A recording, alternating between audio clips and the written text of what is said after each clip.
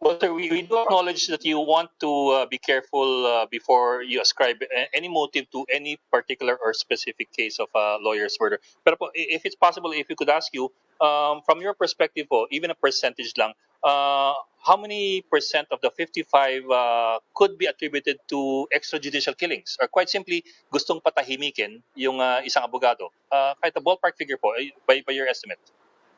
Well, we don't have the statistics, as I said, because we have to rely on what is the formal charge. Otherwise, we'd have to rely on so many allegations. And in one lawyer killing, there can be a number of theories.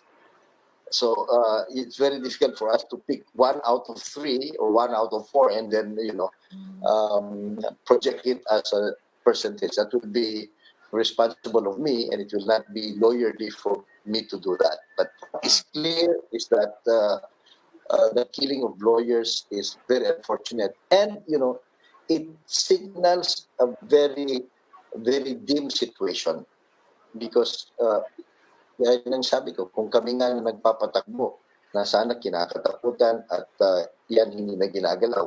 Similar noon in other countries, yung police hindi mo talaga ginagalaw kasi siguradong mapoprosecute ka. Eh dito pati yung pinapatay na rin sila. Ganun din ang nangyayari sa mga abogado. So it reflects a growing disregard sa ating rule of law. And that's what makes it very unfortunate and very sad for us lawyers because we represent the rule of law. In the meantime, Attorney Cayosa, what kind of protection are you giving yourselves? I mean, if I'm an ordinary lawyer, for example, kanya-kanya bang bodyguard yan? Kanya-kanya bang protection yan? Or is the IBP offering something by way of protection for its members? Well, the first line of protection, really, which is totally within the control of the lawyer, is that you behave well. You act and practice within your ethical standards and give no one enough reason to kill you. But then also, many of those who were killed were okay and good lawyers. They were killed because they were silenced or the other side nagalit or naasar, so napikon. So that's happening. Right. What is IBP doing? There's a big difference now. In the past, for so many years, every time a lawyer is killed, IBP will come up with a public statement. Condemnation, mag-issue ng press statement, to the point that it has become a sad refrain. Kung minsan, pinapalitan na lang yung pangalan, pare-pareho ang sinasabi ng IBP. So, during our term, we did more proactive measures. We have actually agreements with the PNP, AFP, and soon NBI, wherein kung may napapatay na abogado, we have a system where there's close coordination between the national leadership of IBP and this enforcement intelligence investigative bodies, and also at the local level.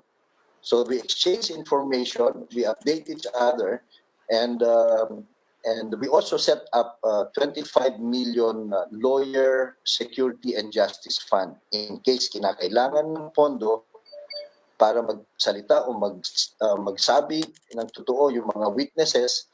We use that fund. In case mabagal yung witness protection program, meron kaming itutulong. So it's a modest amount. It hasn't been used, frankly, but because of that relationship, the law enforcement agents also help train the lawyers on personal security and free use of their facilities.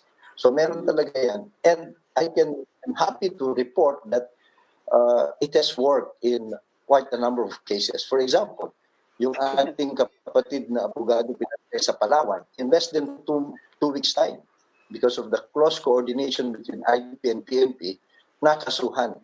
The killers were identified, the whole gang was identified, they were arrested, and they're now charged.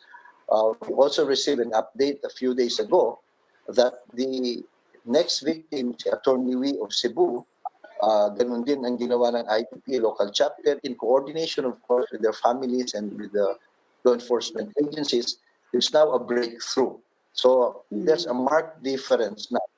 We don't limit ourselves to just condemning.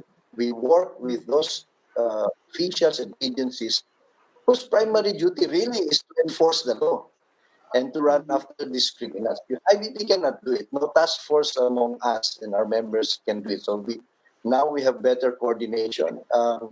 We even have proactive measures when lawyers are threatened or they're suspected to be connected with us or the other group.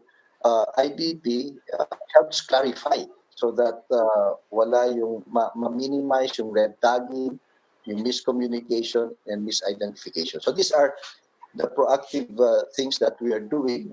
Thank God it's working, not to the extent that we wish them to be. We hope that in all these cases, ganun ang pangyayari. But I also have to inform you that some of the families, sadly, of these lawyers who are killed don't want to speak out, don't want to pursue cases. So we have to respect that. Why what is the reason? Perhaps, but perhaps they know more than we know, or they're also afraid. And we've heard that because we don't speak out for them until we link up with the family. We condole and we offer help and we ask them, can we help? Some of them, unfortunately, said, wag na muna, attorney, wag na muna, Mr. President, because they either want to live in private or they know some things or they themselves feel threatened. They're not confident enough. Yes. So that's the sad reality. Now, imagine if that's happening to a lawyer's family. How much more for the ordinary Filipino family?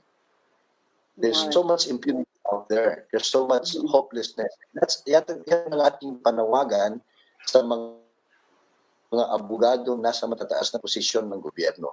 Now let's work together to restore the flickering hope of our country in our justice system.